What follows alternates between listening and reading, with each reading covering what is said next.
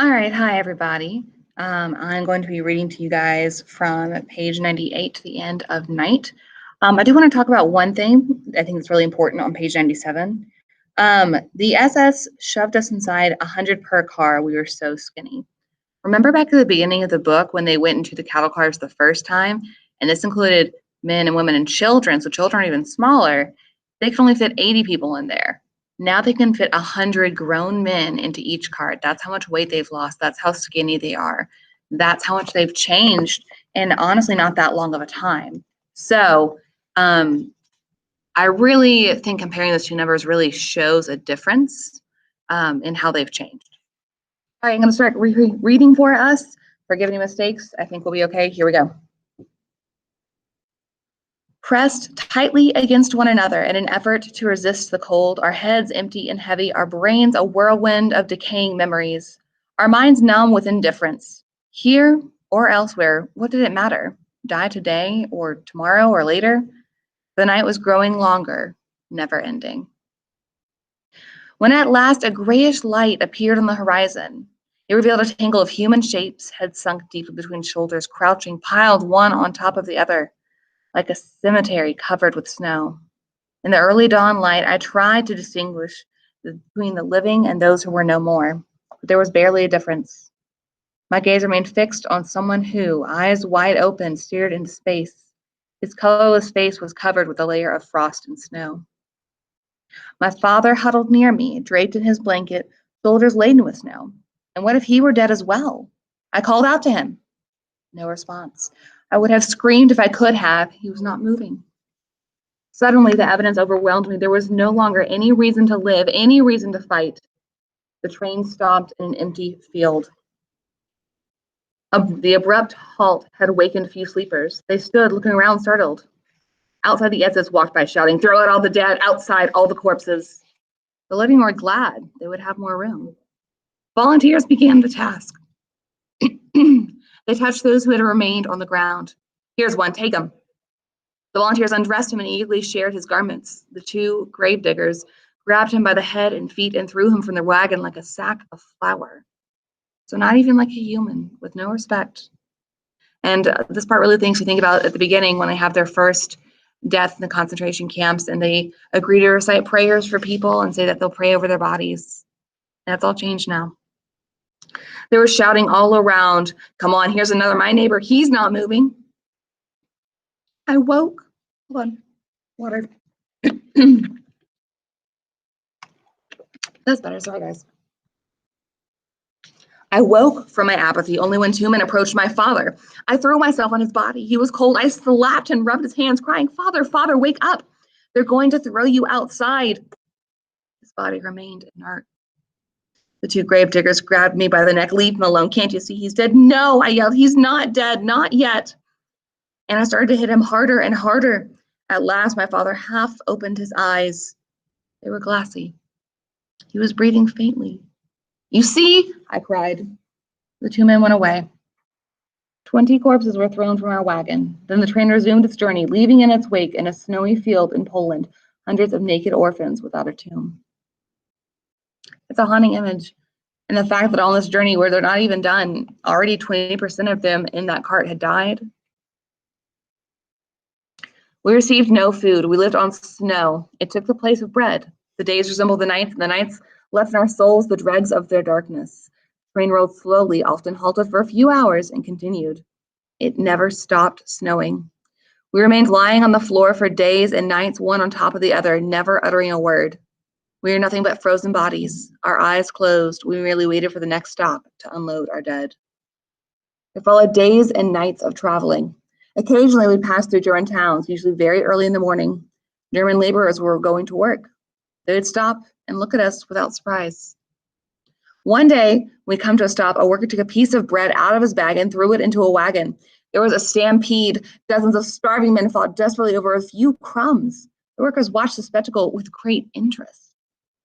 Years later, I witnessed a similar spectacle in Aden.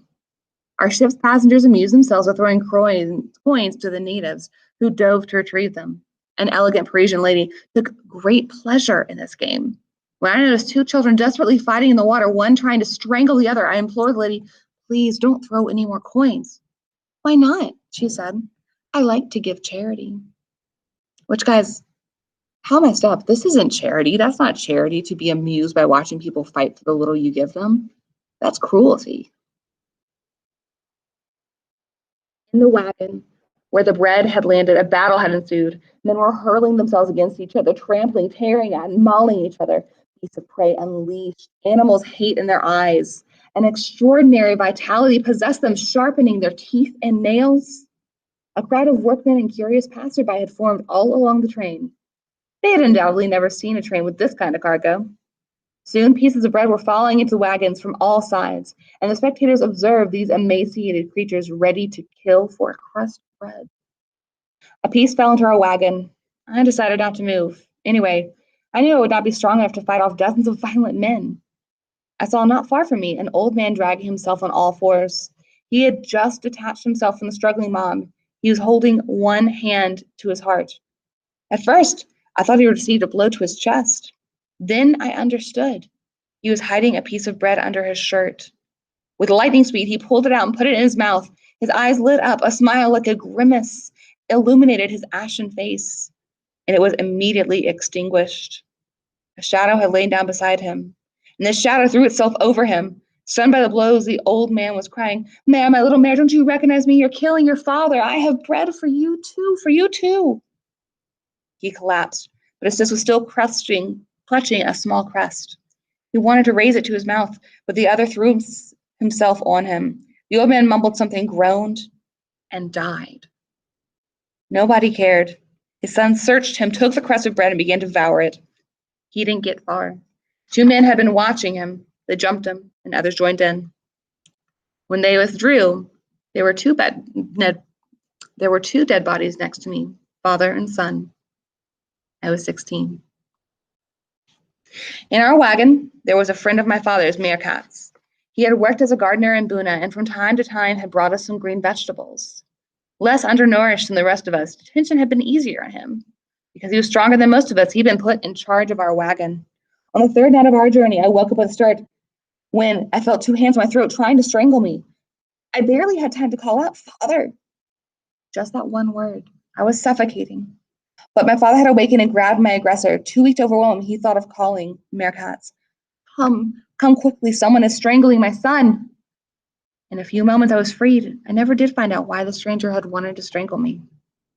But days later, Meerkats told my father, "Shlomo, I'm getting weak. My strength is gone. I won't make it." "Don't give in," my father tried to encourage him. "You must resist. Don't lose faith in yourself." But Meerkats only groaned in response. "I can't go on, Shlomo. I can't help it. I can't go on." My father took his arm, and Meerkats, the strong one, the sturdiest of us all, began to cry. His son had been taken from him during the first election, but only now was he crying for him. Only now did he fall apart. He could not go on. He had reached the end.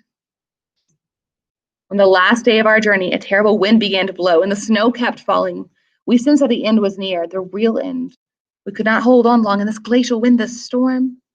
Somebody got up and yelled, "We must not remain sitting. We shall freeze to death. Let's get up and move." We all got up. We all pulled our soaked blankets tighter around our shoulders, and we tried to take a few steps to shuffle back and forth in place. Suddenly, a cry rose in the wagon, a cry of a wounded animal. Someone had just died. Others, close to death, imitated his cry, and their cries seemed to come from beyond the grave. Soon everybody was crying, groaning, moaning, cries of distress hurled into the wind and the snow. The lament spread from wagon to wagon. It was contagious, and now hundreds of cries rose at once. The death rattle of an entire convoy with the end approaching. All boundaries had been crossed. Nobody had any strength left, and night seemed endless. Meerkats was moaning, "Why don't they just shoot us now?" That same night, we reached our destination. It was late. The guards came to unload us. The dead were left in the wagons. Only those who could stand could leave. Meerkats remained on the train. The last day had been the most lethal. We had been 100 or so in this wagon. 12 of us left. Among them, my father and myself. We had arrived in Buchenwald. So they started with 100, and halfway through the journey, they'd lost 20 people. And once they say only those who can stand can get off the train, only 12 people get off the train. At the entrance to the camp, the SS officers were waiting for us. We were counted, and then we were directed to the upper plots. The words were given over the loudspeakers.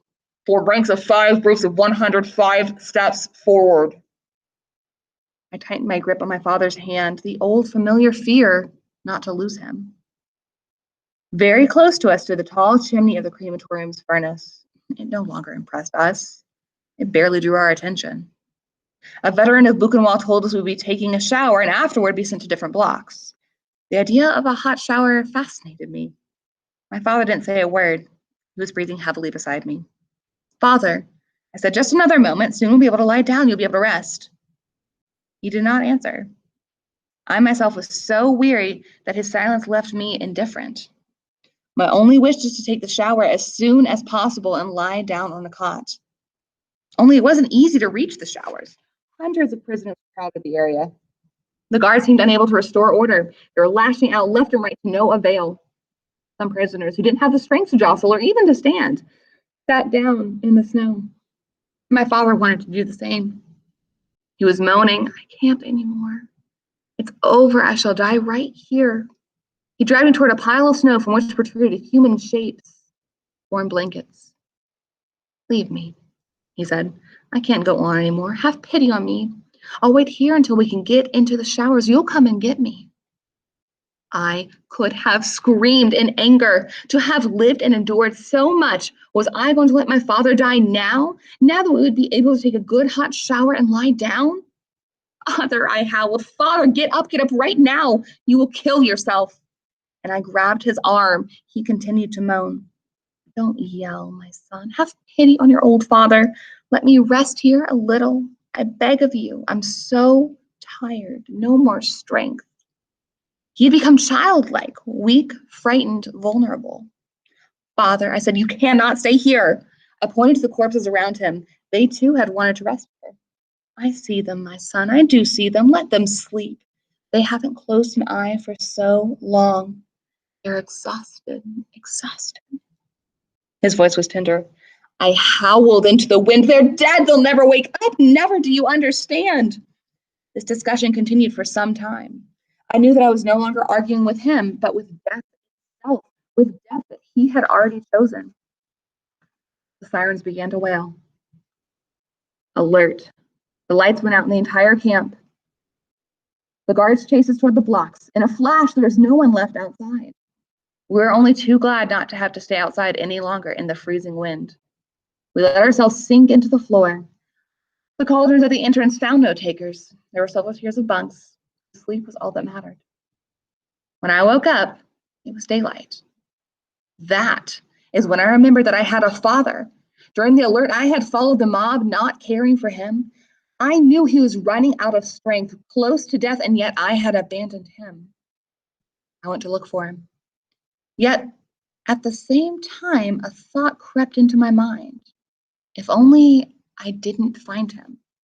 If only I were relieved of this responsibility, I could use all my strength to fight for my own survival, to take care only of myself. Instantly, I felt ashamed of myself forever. I walked for hours without finding him. Then I came to a block where they were distributing black coffee. People stood in line, quarreled. A plaintive voice from behind me.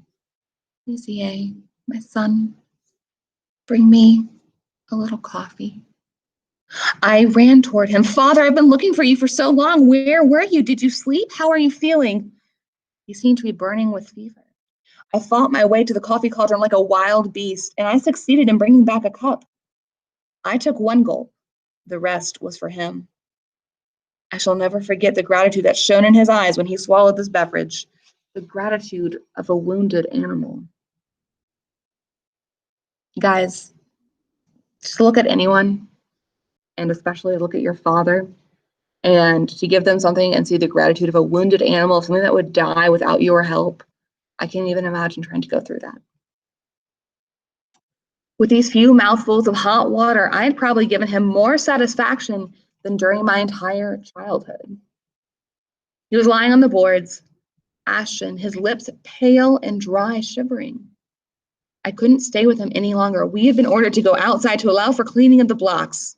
Only the sick could remain inside. We stayed outside for 5 hours. We were given soup. When they allowed us to return to the blocks, I rushed toward my father. Did you eat? No. Why? They didn't give us anything. They said that we were sick, we would die soon. It would be a waste of food. I can't go on. I gave him what was left of my soup, but my heart was heavy. I was aware I was doing it grudgingly. Just like Rabbi Eliyahu's son, I had not passed the test. Remember, guys, that's who left him, his dad, during the running. He left him behind. Every day, my father was getting weaker. His eyes were watery, his face the color of dead leaves. On the third day after we arrived in Buchenwald, everybody had to go to the showers, even the sick, who were instructed to go last. When we returned from the showers, we had to wait outside a long time. The cleaning of the blocks had not been completed. From afar, I saw my father and ran to meet him. He went by me like a shadow, passing me without stopping, without a glance. I called to him, and he did not turn around. I ran after him. Father, where are you running? He looked at me for a moment, and his gaze was distant, otherworldly, the face of a stranger. It lasted only a moment, and then he ran away. Suffering from dysentery, my father was prostrate on his cot with another 5 sick inmates nearby. I sat next to him, watching him. I no longer dared to believe he could still elude death. I did all I could to give him hope. All right, guys, so dysentery is when basically you have an infection inside your intestines from not eating right or from eating so poorly, and it gives you, not to be gross, sorry, but severe diarrhea, and it, expels all of the liquid from your body, so then you are dehydrated, and so that makes you sicker. And so it's a problem that just keeps causing itself more and more extremes. And so it's a really horrible way to be so sick because it takes a long time and it's really horrible the whole time. All of a sudden, he sat up and placed his feverish lips against my ear. Elizier, I must tell you where I buried the gold and silver in the cellar, And he began talking faster and faster, afraid of running out of time before he could tell me everything. I tried to tell him it was not over yet. We'd be going home together. But he no longer wanted to listen to me. He could no longer listen to me. He was worn out. Saliva mixed with blood was trickling from his lips. He had closed his eyes. He was gasping more than breathing. For a ration of bread, I was able to exchange cots to be next to my father. When the doctor arrived in the afternoon, I went to tell him my father was very ill. Bring him here. I explained he could not stand up, but the doctor would not listen, and so with great difficulty, I brought my father to him. He stared at him and then asked curtly, well, what do you want? My father is sick, I answered in his place. It's dysentery. That's not my business. I'm a surgeon. Go on, make room for the others. My protests were in vain. I can't go on, my son. Take me back to my bunk. I took him back and helped him lie down. He was shivering. Try to get some sleep, father. Try to fall asleep. His breathing was labored. His eyes were closed, but I was convinced he was seeing everything, that he was seeing the truth in all things. Another doctor came to the block. My father refused to get up. He knew it would be of no use. In fact, that doctor had come only to finish off the patients. I listened to him shouting at them that they were lazy, good-for-nothings who only wanted to stay in bed. I considered jumping him, strangling him, but I had neither the courage nor the strength. I was riveted to my father's agony. My hands were aching. I was clenching them so hard to strangle the doctor and the others, to set the whole world on fire, my father's murderers. But even the cry stuck in my throat. On my return from bread distribution, I found my father crying like a child. My son, they are beating me. Who? I thought he was delirious. Him, the Frenchman, and the Pole, they beat me. One more stab to the heart. One more reason to hate, one less reason to live. Elizier, tell them not to beat me. I haven't done anything. Why are they beating me? In this moment, guys, it really feels like a child and a parent, but Ellie's being the parent. He's the one who's looking out, taking care of, trying to protect. I began to insult my neighbors. They mocked me. I promised them bread, soup, and they laughed. Then they got angry. They could not stand my father any longer, they said, because he no longer was able to drag himself outside to relieve himself. The following day, he complained that they had taken his ration of bread. While you were asleep? No, I wasn't asleep. They threw themselves on me. They snatched from me my bread and they beat me again. I can't go on, my son. Give me some water.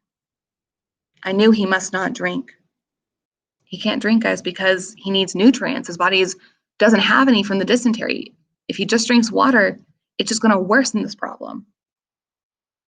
I knew he must not drink, but he pleaded with me so long that I gave in. Water was the worst poison for him, but what else could I do for him? With or without water, it would be over soon anyway. You, at least, have pity on me. Have pity on him. I, his only son. A week went by like that. Is this your father? Asked the buccal test. Yes. He is very sick. The doctor won't do anything for him. He looked me straight in the eye. The doctor cannot do anything more for him, and neither can you. He placed his big, hairy hand on my shoulder and added, listen to me, kid. Don't forget that you are in a concentration camp. In this place, it is every man for himself, and you cannot think of others, not even your father. In this place, there is no such thing as father, brother, friend. Each of us lives and dies alone. Let me give you good advice. Stop giving your ration of bread and soup to your old father. You cannot help him anymore. And you are hurting yourself. In fact, you should be getting his rations. I listened to him without interrupting. He was right, I thought deep down, not daring to admit it to myself. Too late to save your old father. You could have 2 rations of bread, 2 rations of soup. It was only a fraction of a second, but it left me feeling guilty. I ran to get some soup and brought it to my father, but he did not want it. All he wanted was water. Don't drink the water, eat the soup. I'm burning up. Why are you so mean to me, my son? Water. So I brought him water. Then I left the block for roll call. But quickly, I turned back. I lay down on the upper bunk. The sick were allowed to stay in the block, so I would be sick. I didn't want to leave my father. All around me, there was silence now, broken only by moaning. In the front of the block, the SS were giving orders. An officer passed between the bunks. My father was pleading, my son, water, I'm burning up my insides. Silence over there, barked the officer. Olivier, continued my father, water. The officer came closer and shouted to him to be silent, but my father did not hear. He continued to call me. The officer wielded his club and dealt him a violent blow to the head. I didn't move. I was afraid, my body was afraid of another blow, this time to my head. My father groaned once more, I heard. I could see that he was still breathing in gasps. I didn't move. When I came down from my bunk after roll call, I could see his lips trembling. He was murmuring something. I remained more than an hour leaning over him, looking at him, etching his bloody, broken face into my mind. And then I had to go to sleep. I climbed into my bunk above my father, who was still alive. The date was January 28th, 1945. I woke up at dawn on January 29th. On my father's cot, there lay another sick person. They must have taken him away before daybreak and taken him to the crematorium. Perhaps he was still breathing. No prayers were said over his tomb. No candle lit in his memory. His last word had been my name. He had called out to me and I had not answered. I did not weep, and it pained me that I could not weep. But I was out of tears, and deep inside me, if I could have searched the recesses of my feeble conscience, I might have found something like free at last. All right, guys, looking at our first question. What do you think Ellie means when he writes he feels free after his father's death? This could be several different things, depending on what you want to focus on. So write what you'd like there. Just make sure you have good, well-thought reason. I remained in Buchenwald until April 11th. I shall not describe my life during that period. It no longer mattered. So from January, February, March, April, so for a little over 3 months, he didn't want to recount anything because it didn't matter anymore. I was transferred to the children's block. There were 600 of us, and the front was coming closer. I spent my days in total idleness with only one desire: to eat. I no longer thought of my father or my mother. From time to time, I would dream, but only about soup, an extra ration of soup. On April 5th, the wheel of history turned. It was late afternoon. We were standing inside the block waiting for an SS to come and count us. He was late. Such lateness was unprecedented in the history of Buchenwald. Something must have happened. 2 hours later, the loudspeakers transmitted an order from the Kampfkommandant. All Jews were to gather on the Appelplatz. This was the end. Hitler was about to keep his promise. The children of our block did as ordered. There was no choice. Gustav, the block test, made it clear with his club. But on our way, we met some prisoners who whispered to us, "Go back to your block. The Germans plan to shoot you. Go back and don't move." We returned to the block, and on our way there, we learned the underground resistance of the camp had made the decision not to abandon the Jews and to prevent their liquidation. As it was getting late and confusion was great, countless Jews had been passing as non-Jews. The Lager test had decided that a general roll call would take place the next day. Everybody would have to be present. The roll call took place. The Lagerkommandant announced that the Buchenwald camp would be liquidated. 10 blocks of inmates would be evacuated every day. From that moment on, there was no further distribution of bread and soup, and the evacuation began. Every day, a few thousand inmates passed the camp's gate and did not return. On April 10th, there were still some 20,000 prisoners in camp, among them a few hundred children. It was decided to evacuate all of us at once by evening. Afterward, they would blow up the camp. And so we herded onto the huge Appelplatz in ranks of 5, waiting for the gates to open. Suddenly, the sirens began to scream, alert. We went back to the blocks. It was too late to evacuate us that evening. The evacuation was postponed to the next day. Jumping back that paragraph, guys. Since they want to evacuate the entire camp and then blow up the camp, why? It's a couple things, I think, that like people couldn't escape. They couldn't hide because they would get blown up anyways. But also, probably more importantly to the Nazis, they could hide what they did. And if you've ever done something and you're trying to hide it, you have to know it's wrong. Rarely do you ever hide something you're proud of. Hunger was tormenting us. We had not eaten for nearly 6 days, except for a few stalks of grass and some potato peels found on the grounds of the kitchens. At 10 o'clock in the morning, the SS took position throughout the camp and began to herd the last for the Appelplatz. The resistance movement decided at that point to act. Armed men appeared from everywhere. Bursts of gunshots, grenades exploding. We, the children, remained flat on the floor of the block. The battle did not last long. Around noon, everything was calm again. The SS had fled and the resistance had taken charge of the camp. At 6 o'clock that afternoon, the first American tank stood at the gates of Buchenwald.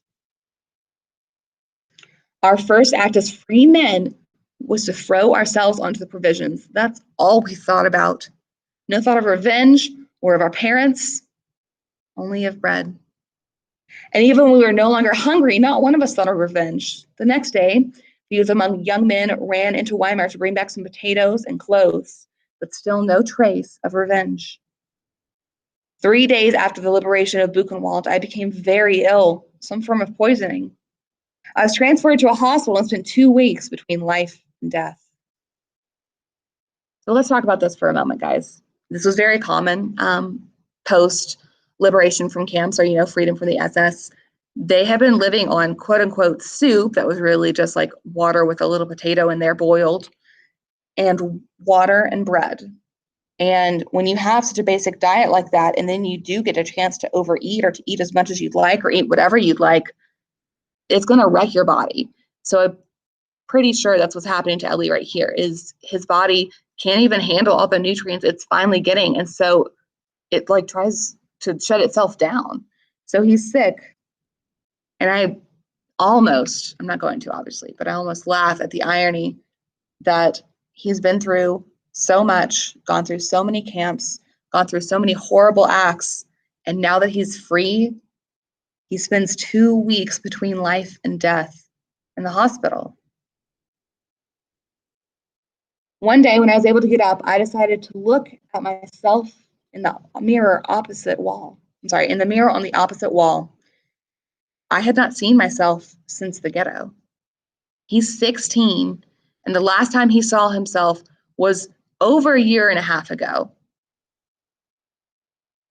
From the depths of the mirror, a corpse was contemplating me. The look in his eyes as he gazed at me has never left me. And that's the end. I know this is a heavy book, guys, and I'm ready for us to be able to discuss it and hear what you guys think. Thank you for reading such a challenging book that does have heavy topics. And thank you for treating it with the respect it deserves, since it is one man's account of the horrors he's faced.